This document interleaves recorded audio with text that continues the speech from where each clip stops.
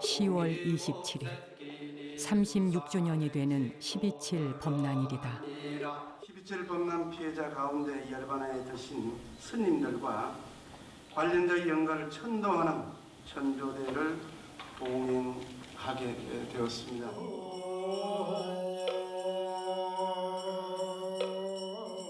국가 폭력으로부터 고통받다 유명을 달리하신 영가들께서 부처님의 가피로 원왕생하시기를. 천도제에 참석한 사부대중은 고통스럽지만 오욕의 역사를 되새기는 것으로 그날을 기념한다. 문경을 한 2만 명을 풀어갖고 2만 명을 풀어갖고 일시에 그저 일망타진을 했다는 것은 전 사찰에 세계에서 유례를 찾아볼 수 없는 인권유린이었고 종교 탄압이었다. 그 시대의 국가 권력에 의해서 처참하게 무너지고 무고한 수행한 스님들이 이제 그러한 것을 당했다는 것을 그걸 항상 상기하면서 1980년 10월 27일 대체 한국 불교에 무슨 일이 벌어졌던 것일까?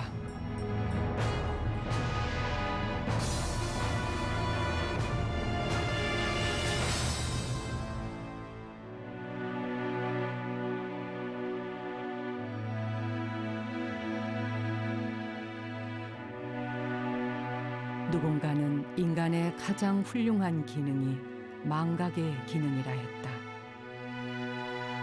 망각. 차라리 잊을 수 있는 기억이라면 얼마나 좋을까.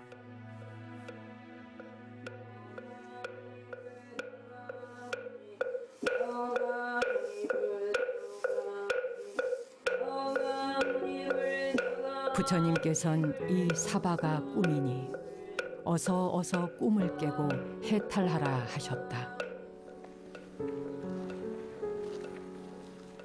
정신적으로 굉장히 피곤했다고. 정신적으로 여러 가지로 세상 자체가 모든 게 뿌옇게 보이고 정말 이거는 불교 역사의 치욕적인 얘기거든. 치욕적인 얘기라 이게 참 답답하더라고 지금.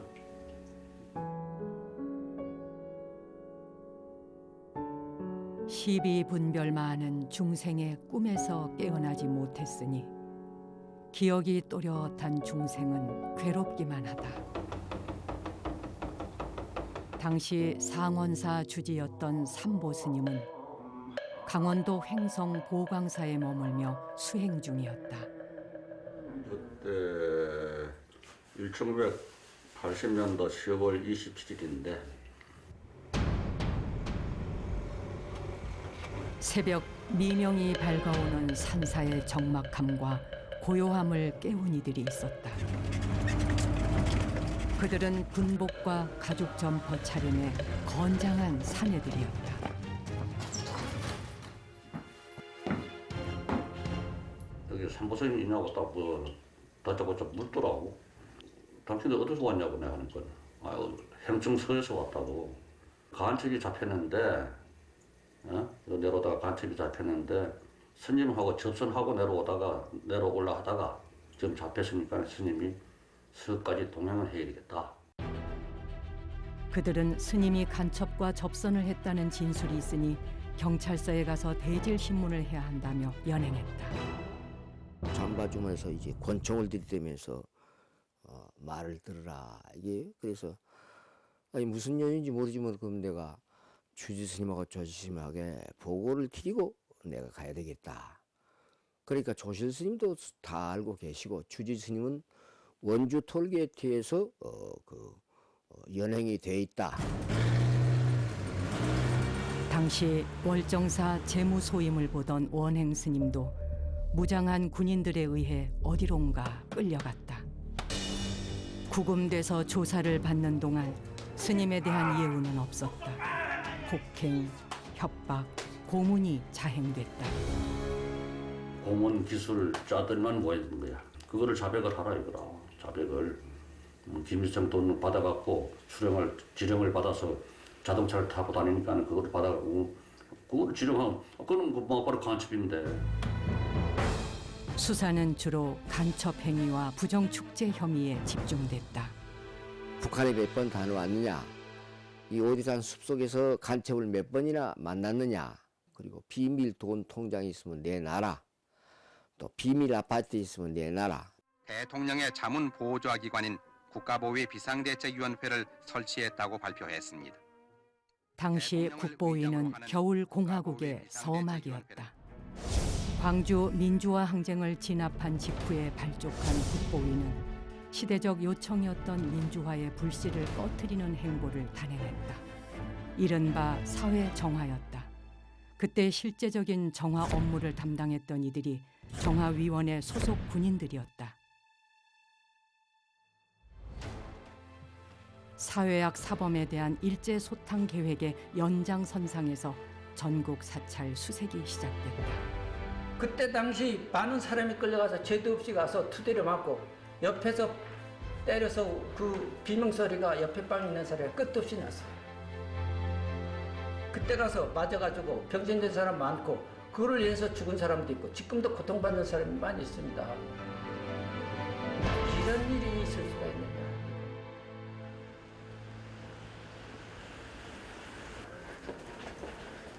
12.7 범난의 피해자인 이근우 씨는 또 다른 피해자를 만나러 매일같이 병원 출입을 하고 있다.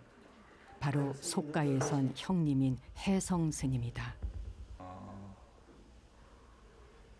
아주 회복을 하시가야 돈사에 일상생활을 하셔야 돼요, 스님.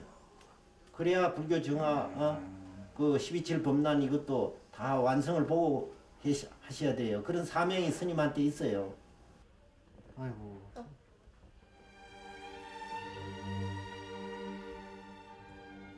스님 참. 스님은 비록 육신의 자유는 잃었어도 의식만은 또렷하다.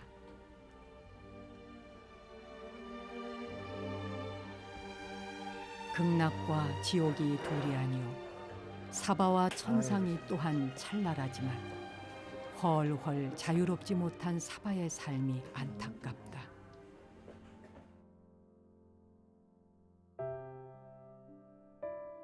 군화발로 그 몸 사람을 눕혀놓고 그대로 막 그 짓밟고, 그래서 스님은 이제 그 탈장 그 항문이 터지고 창자가 터져서 필동 중앙대학 부속병원으로 배속돼서 12.7 범난 당시 도선사 주지였던 혜성 스님은 가사장삼이 찢기고 알몸으로 고문을 당해야 했다. 스님은 피눈물로 쓴 옥중 일기를 겨우 남겼다.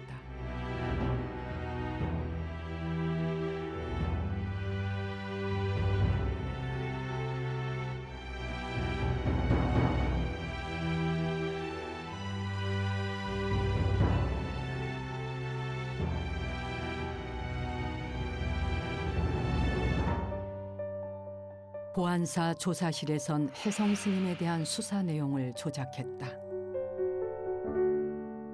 실천 불교의 일환으로 교육과 복지, 포교 사업에 매진했던 혜성 스님을 17억 5천만 원을 횡령한 비리 승려로 날조해 누명을 씌운 것이다. 낮에는 주지, 밤에는 요정 경영인이라는 사실무근의 제목도 혜성 스님을 향한 비난이었다.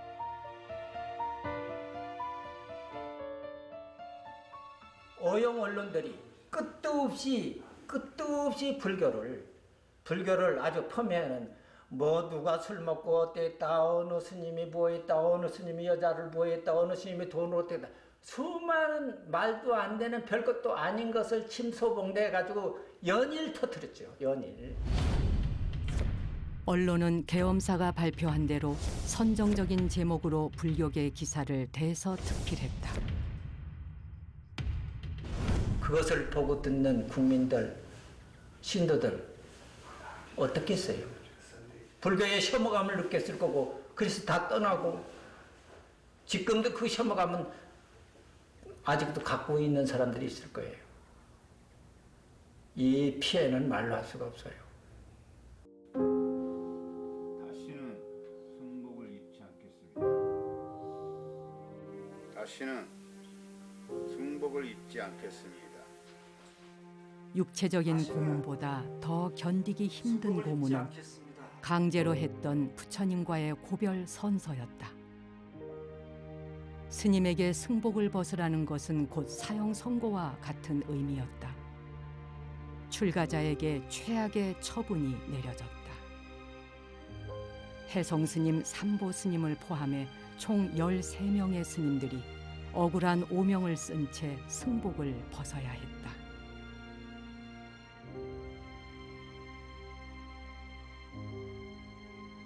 참혹한 처지가 된 제적 승려들은 날마다 부처님과 불보살님께 참회와 발언을 거듭 올렸다. 속인으로 말하면 사형 선고와 같아. 아무것도 할 수 없는 거죠, 성녀로서. 그때만 해도 12.7이라고 그러면 제적성이라고 그러면 그 환영을 못 받으니까 아이고 죽은 스님 잡고 내가 여기서 묻혀서 글씨나 쓰자. 당시 제주도 천황사 주지였던 성혜 스님은 하루 수백 장씩 붓글씨에 몰두했다. 정신적인 암흑기에 그렇게 울분을 달랬다. 속으로는 막 울울 끓죠. 그 뭐 아까 말했던 원철 스님도 맞아서 고리태도 죽고 해성 스님은 끄지떼기로 둘둘 말아가지고 지근지근 밟아가 창자가 터지고 그때 이제 그 삼보 스님은 삼천 교육대 끌려가서 정말 그 고생 많이 했죠. 한편 국가보위 비상대책위원회 사회학 일소 특별조치가 있은 후 폭력배와 공갈 사기범, 밀수, 마약사범 등 3만여 명이 검거돼서 이들은 힘든 훈련을 통해서 속죄의 땀을 흘리고 있습니다. 그건 하나의 그 고통을 주기 위해서 하는 거니까 사람이 정말로 그 육체적과 정신적인 그 이루 말할 수 없는 거지. 그 삼척교육대 그건 교육이라고 얘기하면 안 되지. 삼척 사살대라 하든가 그거는 사살했으니까. 삼보 스님처럼 삼청교육대로 넘겨지지 않았던 징계 대상자들은 남양주 흥국사로 보내졌다. 자체 순화교육이라 했지만 불교판 삼청교육대라 할 만큼 이곳에서의 생활은 혹독한 수용 생활이나 다름없었다. 복장하고 경계를 여기에 그 많은 승려들을 고승들을 여기다가 한꺼번에 잡아 가두고 강제로 낮에는 또 저 공터에서 그 일반 젊은 애들이 하는 군인들이 교육받는 제식훈련을 시키고 PT 교육을 시키고 말 안 들으면 공갈 협박을 하고 그런 것입니다. 그 스님들이 여기서 살았습니다. 해제가 될 때까지.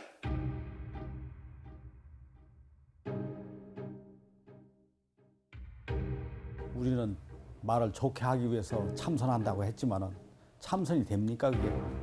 집단 수용소지.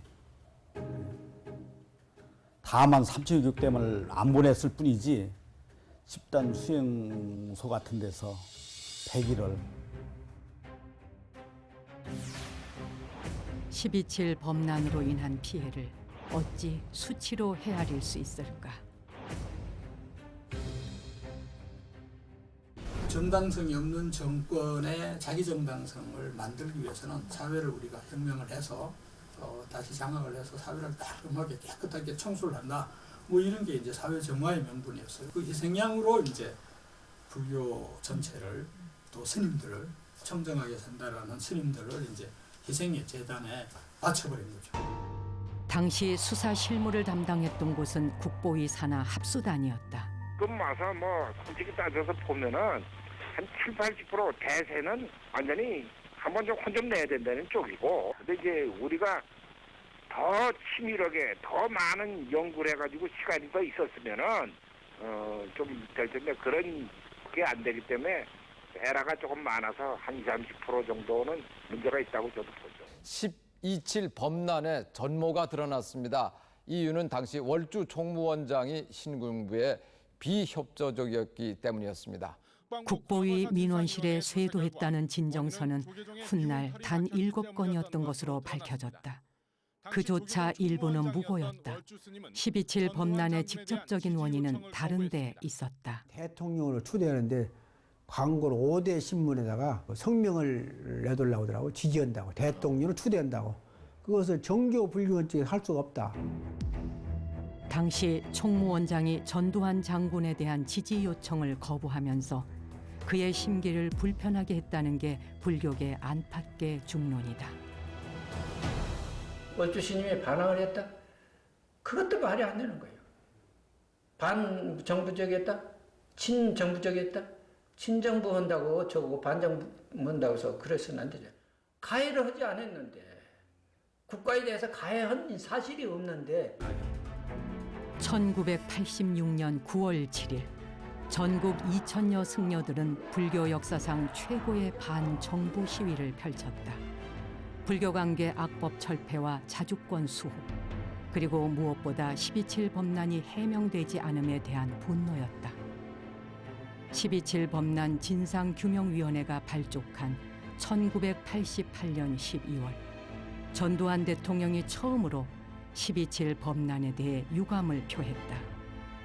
불교 범난으로 알려진 불교계에 대한 정화는 사회 전반에 대한 정화 조치의 일환이었던 것으로 알고 있습니다마는 특정 종교에 대한 탄압으로 비춰진 점에 대해서는 매우 가슴 아프게 생각합니다. 그때 당시 참으로 분신이라 하고 활보라도 했어야 되는데 그렇지 못했던 것이 난 지금도 후회돼. 명예회복이 안 되니까 뭔가 국가와 이 역사 앞에 떳떳해야 되겠다 한 것이 차라리 죽는 게 낫다 해서 그래서 활복을 하더라고요. 서울 조계사에서 한 스님이 정부의 종교 차별에 항의하며 흉기로 자해를 시도했습니다. 삼보 스님은 헌정사상 초유의 종교 탄압인 12.7 범난의 진상 규명과 명예 회복을 촉구하며 할복을 시도했다. 그런 울분이 삼보 스님 할복하는 그런 마음이 삼보 스님뿐만 아니라 다 있었다 이거죠. 그때 살아있는 게 산 게 아니고 그런 심정이었죠.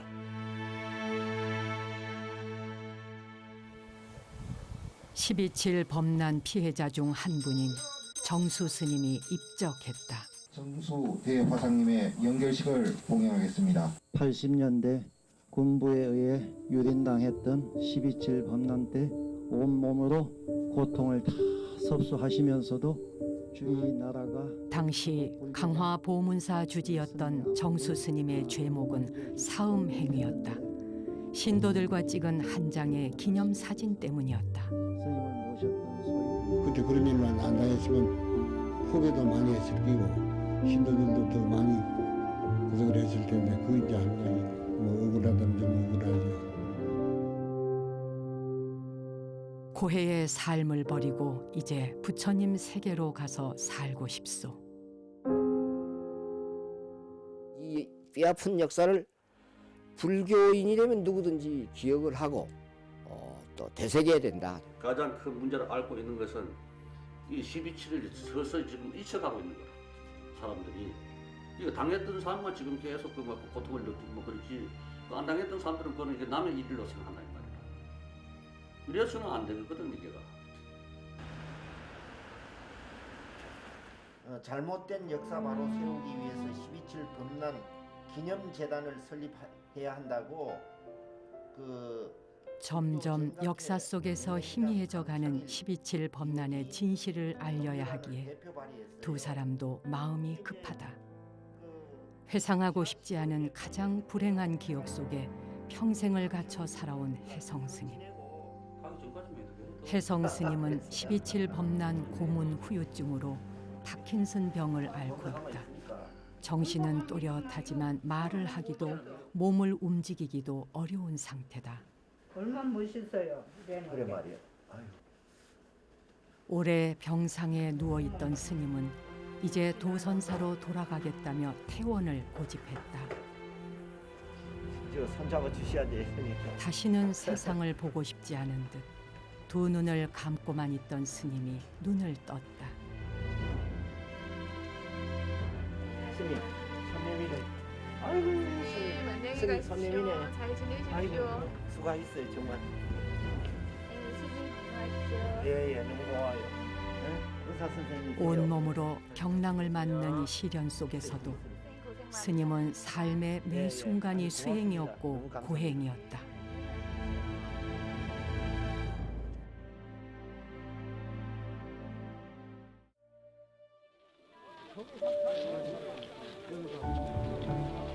해마다 10월 27일은 범난의 피해자들이 한자리에 모여 무탈을 확인하는 날이다. 1700년 불교 역사에 가장 치욕적이고 폭력적이었던 사건. 이제 누구도 알려하지 않기에 할 일이 더욱 많다. 7개월의 범난 기원관을 짓기 위한 실무가 이렇게 올렸다고 생각하십니다. 12.7 범난에 대한 명확한 진실과 정부의 진정한 사과, 그리고 합당한 피해 보상을 위한 기념관 건립을 추진 중이다. 우선 12.7 범난의 가장 큰 책임을 가진 정부가 진정 어린 사과와 함께 사건의 모든 기록을 공개해야 할 것으로 생각됩니다. 그래야만 범난 사건의 화해를 위한 장이 마련되고 진상 규명이 될 수 있습니다.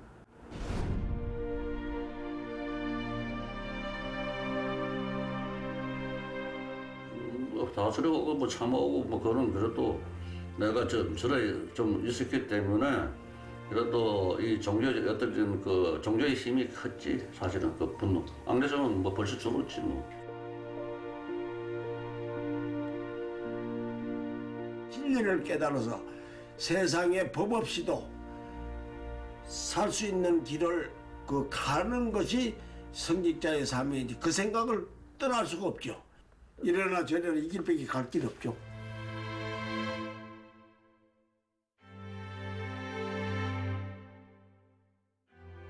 (36년째) 7년째 맞이하니까 이제 많이 잊혀지고 그러는데 역사는 바로 우리가 기억해야 할 그런 사명이고 후대의 그 스님들이 이것을 알지 못하면은 불교가 종교로서의 그 역할을 못하고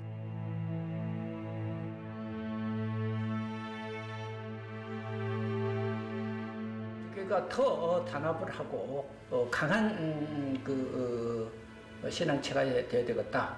이 불법적이고 탈법적이고 초법적이고 만행적인 이런 그 악행이 역사에 분명히 기록돼야 돼. 이대로 범난의 진실이 묻히지 않도록 한평생 성부를 미뤄서라도 기어이 이루고야 말리라.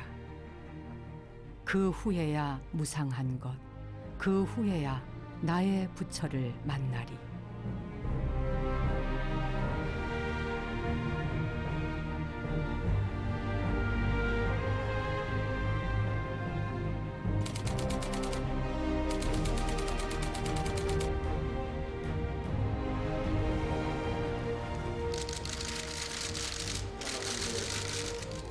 발전에 상당히 도움이 되는 이 토대를 만드는 공정사회적이고 소통화 사업이 되지 않을까 싶습니다.